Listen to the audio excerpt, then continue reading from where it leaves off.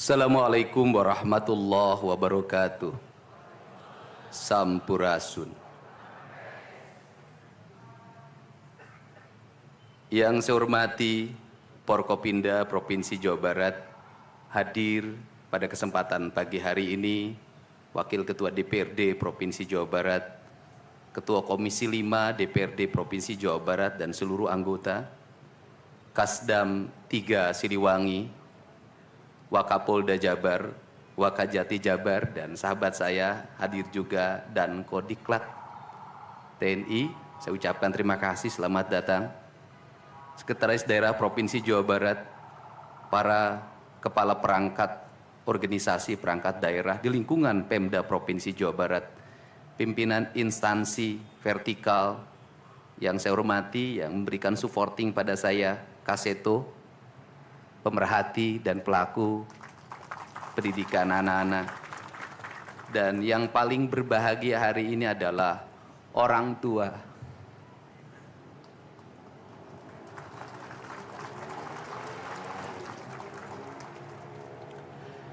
Dari 273 anak-anak Jawa Barat yang terjaring di seluruh provinsi Jawa Barat dengan berbagai latar belakang, dengan berbagai kondisi, dengan berbagai keadaan, hari ini sudah tumbuh menjadi anak-anak yang sehat, memiliki visi dan memiliki harapan.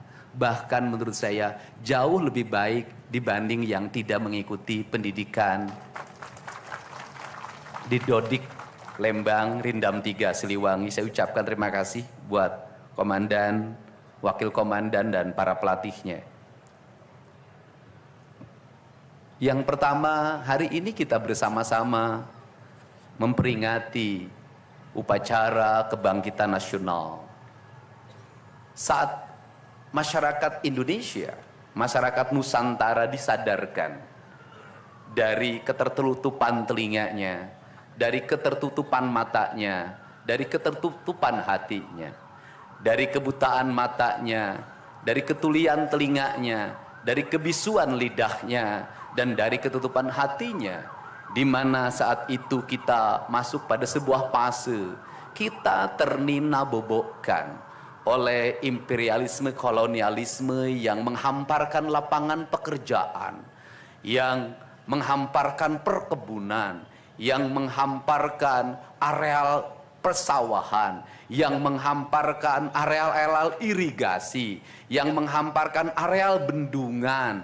Tetapi mereka mengisi gedung sate ini, mereka mengisi gedung-gedung indah dan mewah di seluruh Nusantara. Tetapi gedung-gedung itu hanya memiliki hak mereka untuk melakukan pengelolaan keuangan, untuk melakukan pengelolaan kekuasaan, di mana seluruh hasil kekayaannya dinikmati oleh mereka dan dikirimkan ke negerinya. Dan kemudian rakyat Indonesia hanya menjadi kuli dengan gaji yang terbatas, dan beberapa orang Indonesia yang tunduk menjadi kaki tangannya, menikmati sebagian kekuasaannya, bahkan menikmati uang-uang yang seharusnya dibayarkan kepada para pekerja Indonesia yang lapar, yang hitam kelam terbakar, yang disebutnya sebagai rodi. Mereka mengambil hak-hak mereka dan dinikmati oleh mereka yang hari itu berkongsi dengan kolonialisme.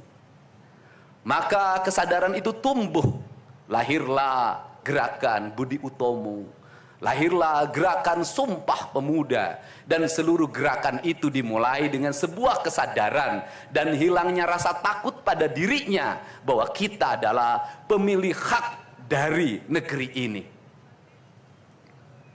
Hari ini kita disadarkan pada sebuah peristiwa di mana kita sering buta mata kita, kita sering tuli telinga kita, dan kita sering gagu lidah kita. Ketika anak-anak kita berteriak di jalanan, mengusung sangkur, membawa celurit, saling berkejaran, darah menetes di setiap sudut kota, motor-motor dibakar, orang menjerit penuh rasa ketakutan, kita hanya bisa diam. Ketika di sudut-sudut kota, anak-anak kita menenggak ciu, Ketika sudut-sudut kota anak-anak kita makan eksimer, ketika di sudut-sudut kota anak-anak kita makan minuman oplosan, mereka jatuh tersungkur, matanya merah penuh dengan rasa emosi, pulang ngamuk ke orang tuanya, kita hanya bisa diam. Ketika anak-anak kita menghabiskan waktu main game online sampai jam 4 pagi, tidak masuk sekolah, di rumah ngamuk, mengancam orang tuanya dengan pisau, menusuk kakeknya dengan sangkur, kita hanya bisa diam. Proses kita hanya dua, pidana dan penjarakan dalam penjara anak. Tetapi kita tidak pernah menyadari bahwa seluruh lorong-lorong kegelisahan mereka, seluruh hiruk pikuk jalanan tak membuat mereka nyaman. Sudut-sudut rumah menjadi neraka bagi kehidupan mereka. Lapang-lapang bola tergusur menjadi industri perumahan pemukiman dan pertokoan. Mereka kehilangan tempat bermain. Mereka kehilangan air yang jernih di sungai sehingga bisa mereka berenang. Mereka kehilangan gunung-gunung yang indah tempat mereka bercengkrama dengan alam. Mereka kehilangan sawah yang terhampar. Yang mereka lihat adalah kebisingan dan kebisingan. Bising di jalanan karena knalpotnya brong. Bising di rumah karena orang tuanya bertengkar. Maka mereka lari dalam lorong-lorong gelap. Digenggamnya handphone, diambilnya obat-obat terlarang, ditengahnya minuman dalam sebuah kelompok yang sama. Kita orang-orang yang terpinggirkan di rumah, kita orang-orang yang terpinggirkan di sekolah. Guru-guru telunjuknya menunjuk pada wajahnya, tapi tak bisa memberikan solusi kegelisahan jiwanya. Semua orang hanya memberikan pengamatan, analisis, kajian. Itulah metodologi yang dikembangkan bangsa ini. Tetapi tidak ada yang berani mengambil solusi, mengangkat mereka di sudut jalanan, dimasukkan ke barak, dididik secara militer, diarahkan menjadi anak-anak yang berguna. Kedisiplinan militer adalah harga mati bagi kemajuan bangsa, bukan musuh. Pandangan-pandangan buruk terhadap militer adalah pandangan-pandangan orang yang takut anak-anak Indonesia bangkit, yang takut anak-anak Indonesia mencapai kemajuan. Mereka takut bangsa ini menjadi bangsa kokoh dan tegap. Mereka ingin bangsa Indonesia menjadi bangsa pemabuk yang setiap hari mabuk akan ilmu pengetahuan, yang setiap hari bertengkar di TV, yang setiap hari bertengkar di medsos, sementara hamparan kekayaan alam diambil sama mereka. Janganlah kita menjadi antek dari bangsa lain, memporak-porandakan diri sendiri dan bangsanya dengan alasan pengetahuan, dengan alasan hak asasi manusia. Anak membawa motor di bawah umur adalah pelanggaran hak anak. Kapan kita bertindak? Dan selama ini kita membiarkannya. Anak-anak nonton film tanpa didampingi oleh orang tua, itu adalah pelanggaran anak, dan kita tidak pernah bertindak. Anak-anak di bawah umur merokok, minum minuman keras, itu adalah pelanggaran hak anak. Semuanya kita berdiam. Anak-anak main game online, nonton tayangan-tayangan dewasa lewat media sosial, kita berdiam. Negeri ini akan hancur manakala semua orang berdiam. Maka orang yang memegang kekuasaan harus menggunakan tangannya untuk merubah seluruh kemunkaran ini menjadi sebuah kebajikan. Kalau kita berkomitmen pada bangsa ini, problem anak-anak kita adalah mengkonsumsi tayangan yang bukan haknya di media sosial. Maka saya meminta peraturan pemerintah yang mengatur tentang itu segera dilaksanakan. Anak-anak di bawah umur tidak boleh mengakses media sosial yang bukan haknya. Seberapa besar pun gagasan yang saya gagas, seberapa kuat pun kekuatan yang saya bangun, saya tidak akan bisa melawan jutaan akun yang merasuki otak kiri dan otak kanan anak-anak kita. Untuk itu, pada saat ini sudah saatnya kita tidak saling menyalahkan. Untuk itu saat ini tidak ada salahnya kita mengambil tindakan berdasarkan perilaku kita masing-masing. Perilaku ekonomi menyebabkan anak-anak kita kehilangan ibunya karena pergi ke luar negeri. Perilaku ekonomi mengakibatkan anak-anak kita tidak pernah bertemu dengan ibu dan bapaknya karena mereka mencari rejeki. Mereka ada di pojok-pojok rumah bersama kakeknya. Kakeknya melarangnya dia main game online, melarangnya pakai motor jam 11 siang, maka pisau dapur terhunus dan ditusuk seseorang kakek oleh cucu yang disayanginya. Kerangka pijak seperti ini harus dibangkitkan oleh kita. Semangat militer, bukan militerisasi. Kalau anak-anak dibangunkan jam 4 subuh, di mana letak salahnya dan di mana letak pelanggarannya? Kalau anak-anak dibangunkan, kemudian disuruh membereskan tempat tidur, apa salahnya dan apa pelanggaran hak anaknya? Kalau anak-anak disuruh sholat subuh, apa pelanggaran haknya? Kalau anak-anak mengikuti kuliah subuh, apa pelanggaran anaknya? Kalau anak-anak disuruh ngantri kemudian makan pagi, sarapan pagi dengan telur, dengan nasi, dengan pisang dan minum susu, di mana letak salahnya? Kalau anak-anak kemudian disuruh belajar, dan saat belajar duduknya bersikap, memandang ke arah gurunya, memandang mata gurunya, agar terjadi transformasi energi antara guru dengan muridnya, yang hari ini dihilangkan dengan digitalisasi, menghilangkan ruh spiritual konsepsi pendidikan kita, diganti dengan konsep pendidikan digital, yang tidak lagi melahirkan hubungan emosional guru dan murid. Akhirnya murid-murid tidak menghormati guru-gurunya, karena guru lupa mengekspresikan nilai-nilai spiritual dalam dirinya pada murid dalam ruangan yang hening, diganti dengan papan belajar digital. Di mana letak salahnya? Kalau anak-anak itu diajarkan makan siangnya tertib, berantri, berdoa sebelum makan, di mana letak salahnya?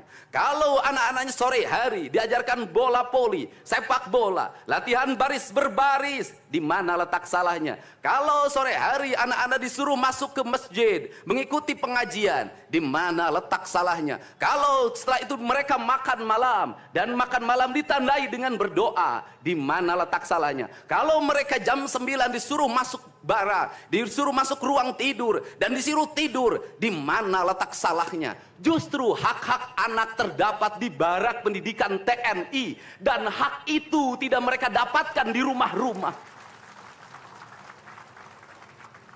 Di rumah-rumah anak-anak tidak bisa tidur malam. Mereka rata-rata tidurnya jam 4, jam 1 malam, jam 2 malam. Di rumah mereka tidak mendapat makanan yang bergizi karena serba fast food. Di rumah mereka tidak mendapatkan kasih sayang. Di jalanan mereka balapan. Mereka tidak mendapatkan ruang hidup tanpa gadget dalam setiap hari. Saya katakan, justru lingkungan kita hari ini, rumah, halaman rumah, kadang sekolah, kadang jalanan, bukan lagi tempat yang ramah untuk anak-anak Indonesia.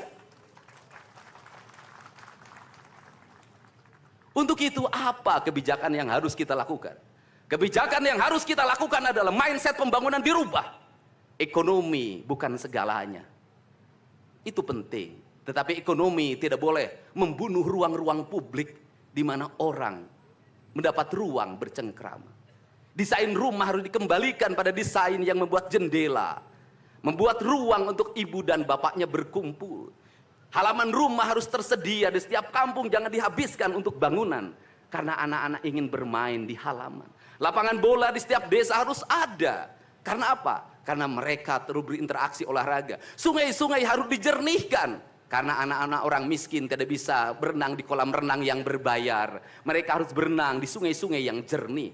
Gunung-gunung harus dihijaukan, karena anak kita perlu hiking dan traveling dalam setiap waktu. Anak-anak kita perlu berinteraksi dengan semesta. Lampu-lampu kadang sebulan sekali harus dimatikan, agar anak kita bisa menatap langit, melihat bulan dan bintang, bahwa dia adalah bagian dari cakrawala yang indah. Negeri ini sudah sesak dengan uang di kepalanya. Yang akhirnya apa?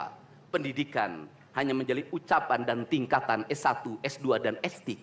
Tapi pendidikan lupa ada nilai esensial yang harus dihidupkan dalam relung hati manusia. Pendidikan Indonesia adalah mewujudkan manusia Indonesia seutuhnya. Mewujudkan manusia Indonesia seutuhnya. Dalam falsafah Sunda disebutnya Pancawaluya. Cager, bager, bener, pinter, singer. Itulah falsafah pendidikan asasi.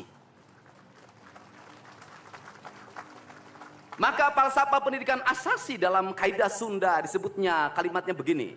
Kawung mabur sarulukna sama kelengiten pandana. Ciamis tinggal paitna, Ciherang tinggal kiruhna. Resi lengiten ajina pandita ilang komara. Kaduruku hawa nafsuna. Bangkong di kongkorong kujang. Kacai mawacameti. Saya hanya falsafah ini. Apa itu bangkong di congkorong kujang? Kujang adalah senjata. Bagi orang Sunda adalah sebuah kehormatan diri. Kujang. Tetapi kujang tidak bisa dikongkorongkan pada bangkong. Kalau bangkong dikongkorongkan oleh kujang, bangkong itu anak-anak di bawah umur. Kalau dia dikongkorongkan oleh kujang, Kujang itu tak bermakna dan bangkong itu mati tak mampu membawa kujang. Kacai mawa cameti, apa itu artinya? Orang pergi ke air untuk mensucikan diri, maka dia harus membebaskan diri dari berbagai apapun kepentingan. Dia ingin pasrah, dia ingin sumera, hirup ukur sasamperan, awak ukur sasampayan. Sariring dering dumadi sarengkak saparipola, la haula wala quwata illa billah. Maka dia tidak boleh membawa hawa nafsu. Ketika kita ingin memasuki abad ritual dan spiritualitas, maka tidak boleh ada kebencian, tidak boleh membawa senjata apapun, tidak boleh, maka kita berserah. Apa yang terjadi hari ini? Orang-orang yang setiap hari bicara tentang kesucian, lidahnya menyakiti orang lain, menusuk orang lain, membawa api peperangan pada saat orang menuju kesucian. Bahkan bisa jadi menghinakan orang lain, itu dianggap bagian dari kesucian. Tidak ada anak nakal. Tapi orang Sunda itu menyebutnya budak bangor. Budak bangor itu beda dengan nakal. Kenapa? Itu masa mereka menginjaki masa remaja menuju masa dewasa. Maka di hari kebangkitan nasional ini, pemerintah Provinsi Jawa Barat, sekolah yang hari ini berjalan, ada pendidikan karakter, ada bela negara. Saya akan meresmikan menjadi Sekolah Kebangsaan Jawa Barat Istimewa. Sekolah Kebangsaan Jawa Barat Istimewa nanti akan dipusatkan di Dodik, Lembang. Dan kalau ada lembaga pendidikan lainnya, kami juga akan menjadi kerjasama. Mereka yang bersekolah di situ bukan anak-anak yang tawuran, bukan anak-anak yang minum, bukan anak-anak korban dari ML, tetapi juga nanti anak-anak yang memiliki kemampuan akademik yang tinggi, anak-anak yang memiliki kemampuan pikiran yang tinggi. Dan seizin pimpinan DPRD Provinsi Jawa Barat, tahun ini kami akan memberikan beasiswa pada mahasiswa-mahasiswa yang kuliah di jurusan engineering. Tetapi mereka harus mengikuti sekolah kebangsaan selama 1 bulan. Agar uang yang diberikan oleh Provinsi Jawa Barat melahirkan nasionalisme-nasionalisme baru yang bisa membawa bangsa ini ke arah kemajuan. Dan saya mengucapkan terima kasih pada kalian semua yang membuat diri saya hari ini setiap hari berpikir. Ingat, doa yang terpancar ada 2. Saya tidak menyebut doa. Rintihan hati, bisikan hati ada 2. Ada yang berharap ini berhasil, dan ada yang berharap ini gagal. Siapa yang berharap ini berhasil? Mereka adalah kaum-kaum nasionalis yang mencintai bangsa ini. Siapa yang berharap ini gagal? Para nyinyir dan para pembenci yang menjadikan politik sebagai tujuan hidupnya tanpa pernah bisa membedakan mana kepentingan politik dan mana kepentingan kebangsaan. Walaupun kebijakannya baik karena beda dengan politiknya, dia mengatakan buruk. Dan walaupun kebijakannya buruk karena sama dengan politiknya, dia katakan baik. Ini orang yang tidak punya spirit nasionalisme. Dia hidup mempertuhan politik dalam setiap waktu. Saya katakan, dia hidup mempertuhan politik dalam setiap waktu.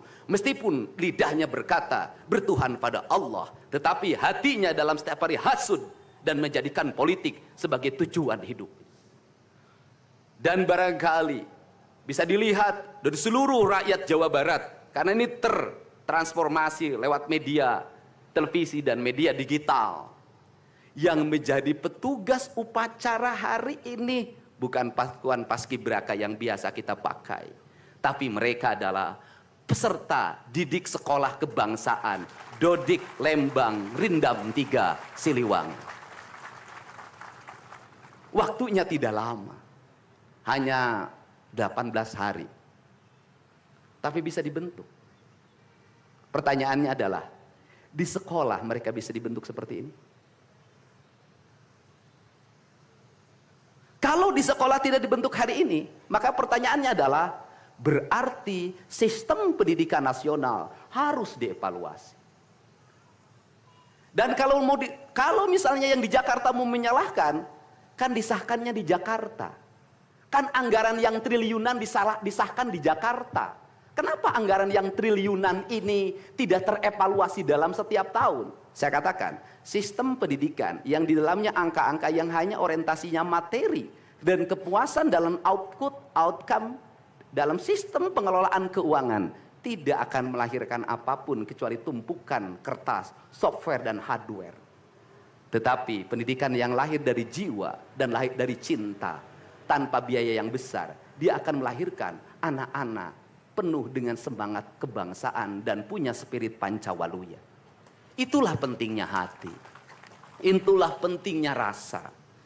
Untuk itu hari ini ada antrian ribuan orang yang ngantri ingin memasuki pendidikan di pendidikan sekolah kebangsaan. Dan kalian semua hari ini bisa bertemu dengan orang tuanya.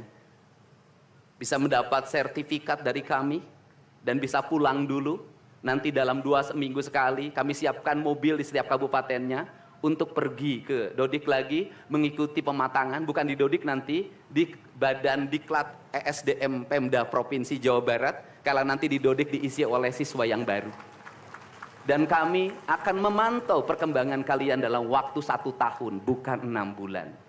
Dan saya sudah meminta kepada Dinas Kesbangpol, Dinas Pemuda Olahraga, di upacara peringatan 17 Agustus 1945 Pemda Provinsi Jawa Barat, seluruh pesertanya berasal dari siswa didik sekolah kebangsaan di Dodik Lembang.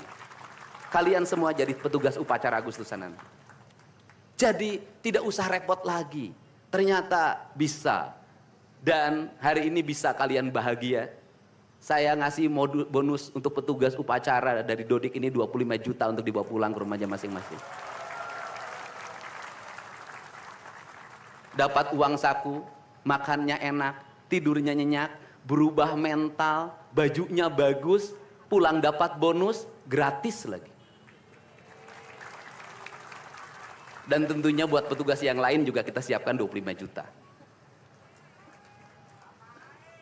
Nanti ditanya lagi, itu duit dari mana? Ladang ngonten.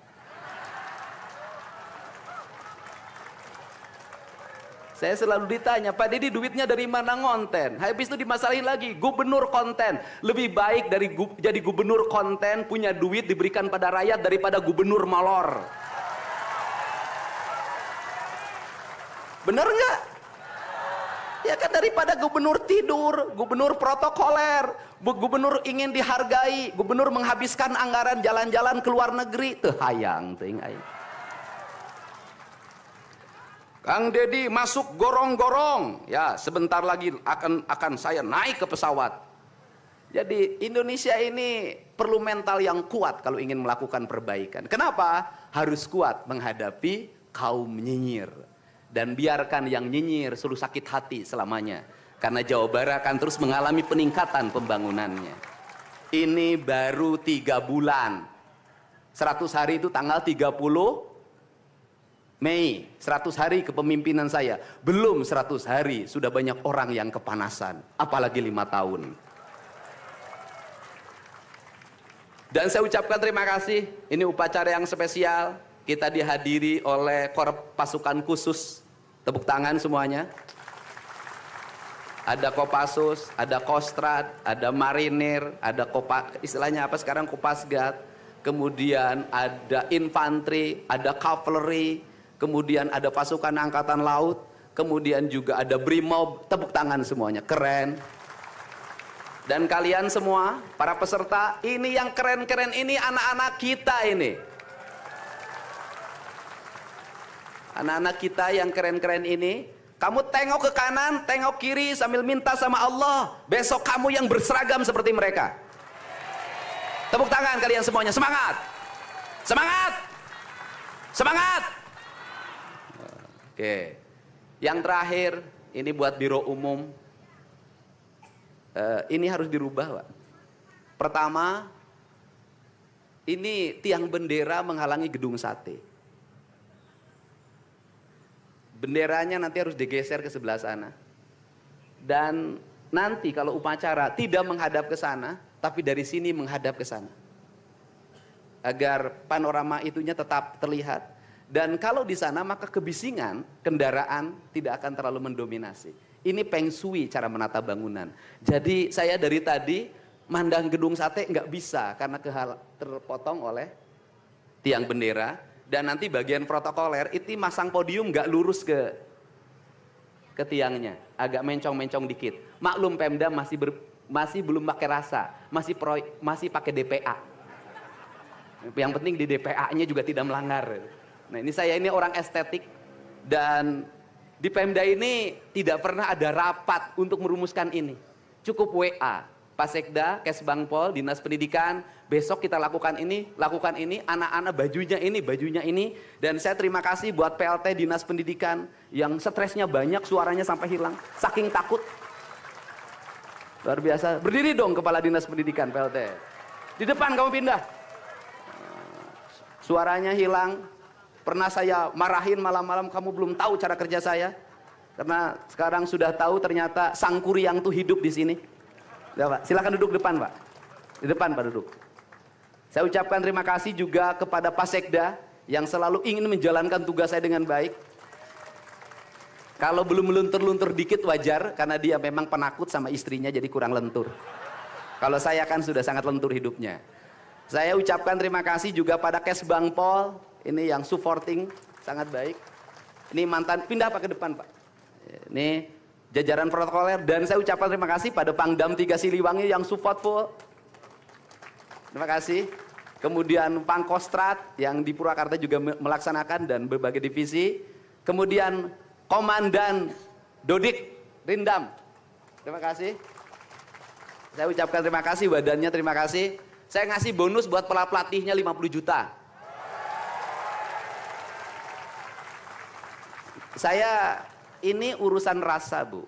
Orang tuanya itu jangan hanya bertepuk tangan. Mohon maaf. Ada terpanggil dalam jiwanya. Anak-anak saya kok bisa hebat begini ya? Dari rumah itu bawa bakakan. Mohon maaf. Ini cermin manusia-manusia Sunda yang punya welas asih. Yang punya timbal balik. Anak saya dididik. Bukan saya minta bakakak, bukan. Bukan saya minta opak, tumpeng, bukan. Penuh dengan welas asih, dengan cinta. Mudah-mudahan bakakak yang dibuat menjadi jalan bagi si Ujang menjadi orang hebat. Kenapa orang tua dulu melahirkan anak-anak hebat? Karena cinta rasa. Bukan gratifikasi. Dia kenaikan kelas tidak bawa uang, dia bawa tumpeng buat gurunya. Dia bawa bakakak buat gurunya, karena gurunya telah mendidik anak-anaknya dengan baik. Itu cinta, itu rasa, bukan gratifikasi. Kami berbuat baik pada orang tuanya, tapi orang tuanya juga harus punya rasa dan punya cinta demi anak-anaknya.